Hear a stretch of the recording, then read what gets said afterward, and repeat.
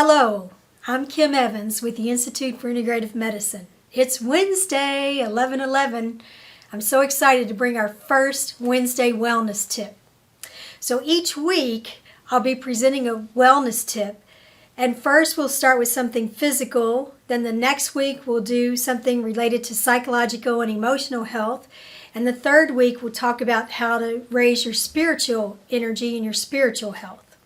So today, of course, our first one, we'll talk about a physical tip.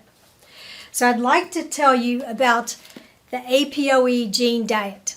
This was inspired by my friend and colleague, Pam McDonald, who is the author of The Perfect Gene Diet. She's done an incredible job taking a complex idea of the APO E gene and putting it into clinical, useful practice.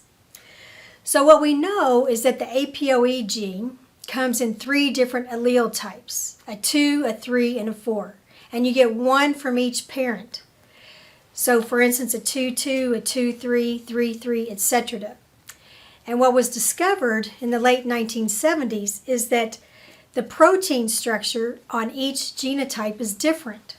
So for instance, if you have a 2 in your genotype, that protein structure has a cysteine component, which requires a long-term fuel source. In other words, a healthy fat.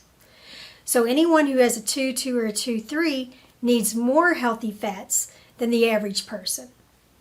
Whereas a 3-3 has both a cysteine protein structure and an arginine. Arginine, of course, requires a short-term fuel source or carbohydrates. If you have a 4 in your genotype, 4-2, 4-3, or 4-4, 4s have more of the arginine protein structure. So these people will need more short-term fuel sources or carbohydrates.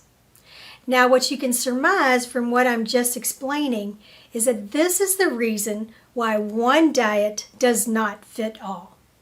So it's really important to know your APO E, and then we can give you a precise nutrition and exercise program to support your health physically.